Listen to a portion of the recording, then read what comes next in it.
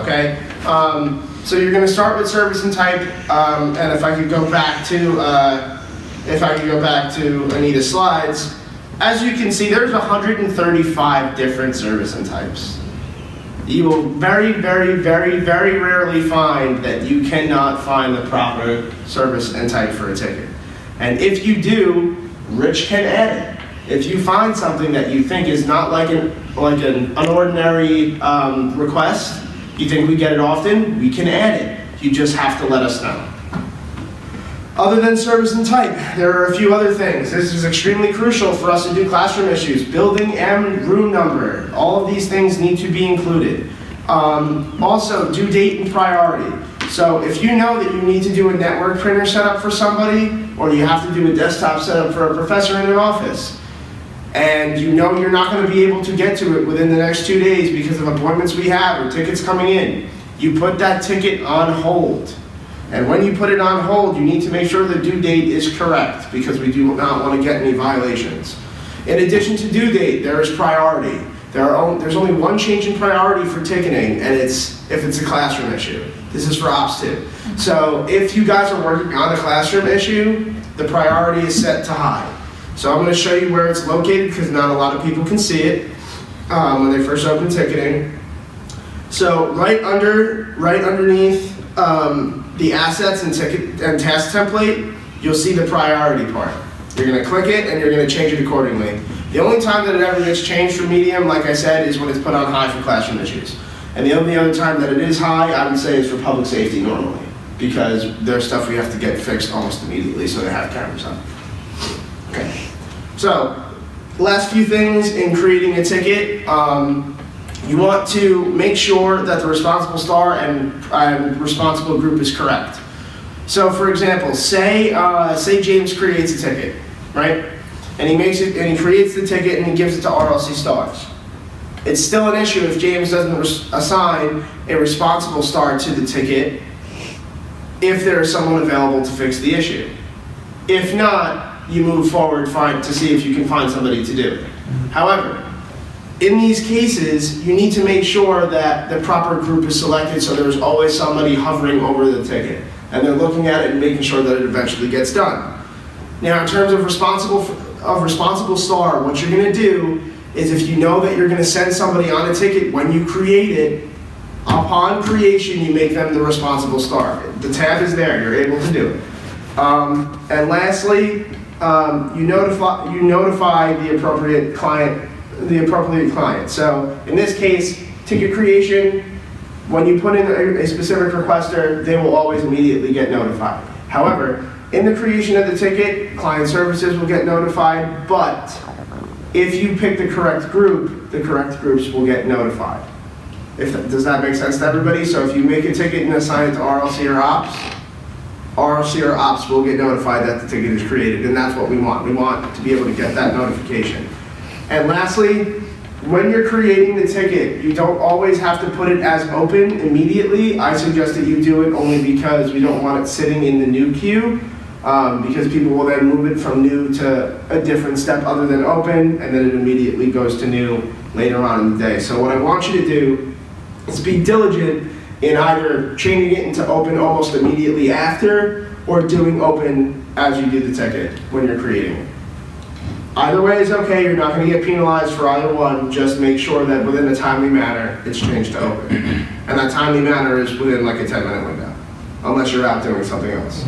Now, just one quick thing though, it really shouldn't be open unless somebody is taking it and going to start working on it.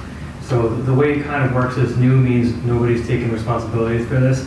Open means I'm going to work on it, but I'm not working on it yet. And then in process means it's actually being worked on. So just so you guys know the best practices. Okay, so back to the slideshow. Now, like it says here, we went over service and type. Do you guys have any questions with service and type? No? Nothing? It's pretty straightforward. Yeah. So if you can't really find it, ask your full-time supervisor. I'm just going to add a couple of quick things. So aside from not getting penalized, this is also important because we actually, like myself, Anita, we run reports and we want to know what we're doing in the field. So, how many of our tickets are classroom issue, how many are resetting passwords, how many are particular rooms. That's why the building a room is important. So let's say the projector in DLSL 309 seems to go down every week. Maybe we want to replace that projector. Or let's say we get the same call from the same professor in the same room every week. Maybe somebody needs to train that professor. So while it may not seem like an important thing, there are a lot of really good reasons that we need good data in these. Okay. So moving on to ticket type. We went through this before. If you have a question about ticket type, like I said, you go to your full-time supervisor. Now, with that being said, whenever you see tickets come in, if it's created by somebody other than ITS, the service and type will not be correct, no matter what. It will not. It comes in as general inquiry and consulting almost every single time. So it has to be changed. So if you see somebody submitted a ticket and it hasn't been touched yet, and it's still under general, you know that it hasn't been edited yet. You need to fix it. Before I move forward, does anybody have questions about type? Okay. Tasks. You want to talk about task lists? Because I feel like you got your head wrapped around tasks. All right, sure. So what we've developed over time is for a particular issue or service that you might be providing, there are certain tasks that are associated with that. So we made automated task lists so that you don't forget to do something, basically. So if you make a new ticket, when you choose a service, typically type is automatically added, as is a task template. If you are editing a ticket that already exists, such as a ticket that came in through email, if you change the service, the type will automatically change. Unfortunately, the task template will not. There is a document in Google Docs, I forget off the top of my head what it's called, but your supervisor can direct you to it, that maps types to task lists. It is important that when you update the service, you also do that. And actually, come to think of it, in the general task list, so when a ticket gets made through email, there are 2 tasks that are on that ticket to remind you to do things. Task number 1, make sure the correct service is there. Task number 2, map the correct task template. And if you click on that task, there's a link to the document that I just mentioned. So as long as you're following the rules, there's really no reason that something should go wrong, because between the task lists that show up and the escalation checklist, as long as you follow those, you're pretty much good. The other quick thing that I think you mentioned, and if you didn't mention it, will be mentioned right now, is penalization. So we wanted to start with the semester right and start actually kind of enforcing rules to ensure that people are doing things right. If you make a mistake and you catch your own mistake, you're good. So we understand that people are going to make mistakes. So just all we ask is double check yourself. Hey, you made that ticket, let me just double check it. Maybe even ask a colleague, hey, you think I missed anything? If you guys catch it in that way, you're good. The problem occurs when it just sits there and then a supervisor finds it. That's when penalization may come into play. So as long as you're thorough, double check yourself, have a colleague double check you, you're pretty much good. Okay. So in terms of responsibility, when you create tickets, we really shouldn't, in terms of client services at least, we really shouldn't be making tickets that are in the client services group. So when you create a ticket, which we'll we'll open a new one again, just so you guys can see it. Down here, responsible. Normally when the ticket gets created, you see a lot of people type in client services and use this group. That is not what we want you to do. Do not use that group. Because if you make the ticket, you should be able to gather enough information where you know which office will be handling it. If it's the Kelly Commons, like I've said to you guys before, it can be split. And if we're not busy, you take it. So, the plan of attack is using the proper office. So say, little pop quiz. If the issue is in Miguel 426, which group of stars should get it? If it's main campus. Yeah. Jasper. Okay. So when you create this ticket, you would make responsible Jasper CS stars. Just so we're not going back and having to make changes and possibly having to hand out points because people aren't doing the updates when they're supposed to. So if you kind of tackle these things while you're creating a ticket, makes your life a whole lot easier and makes you have to do a lot less work. Okay. And now in terms of responsibility also, you'll also have responsible star. And going back to what Rich said about moving things from new to open when you're doing ticket creation, the only time you make it open is when you assign that responsible star, only because they are going to fix the issue right then and there.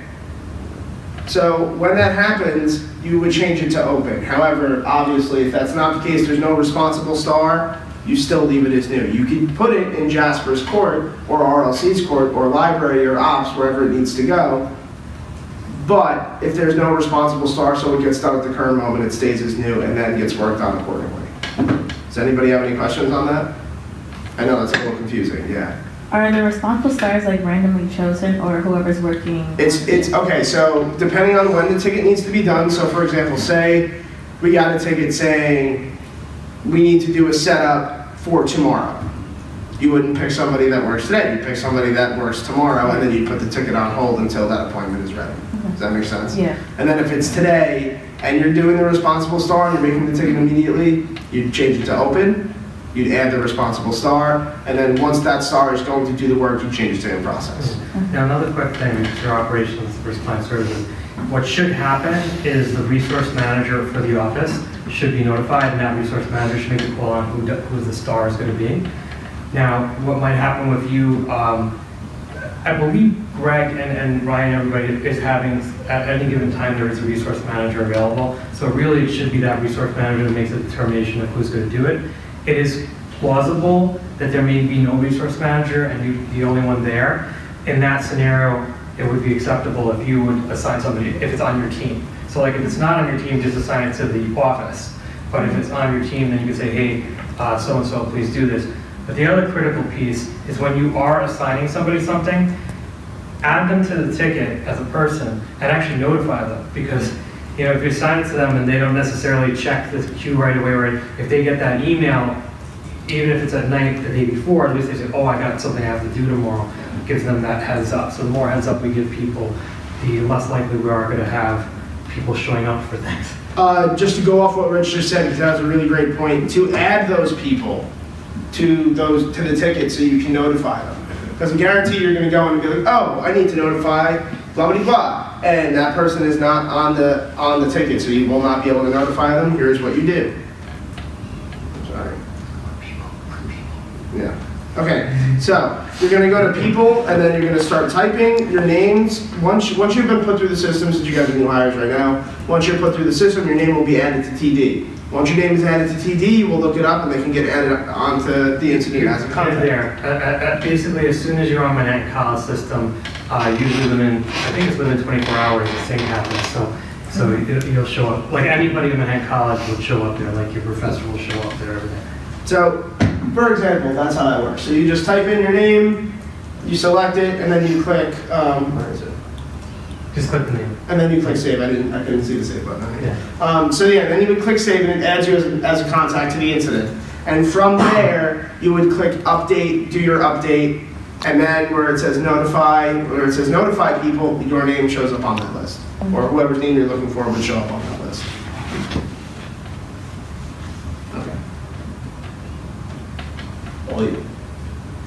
So KCS stands for Knowledge Center Support. The idea behind KCS is that when you fix something, you should only fix that thing once. Document it thoroughly, make it into a knowledge-based article so that nobody has to figure it out again. That's the whole premise. What we implemented here as of last semester, I believe it was, is that when you fix something that you believe is potentially of value, even if you're not sure, if you are 1% confident that a knowledge-based article should be made, you should tag the ticket with KCS.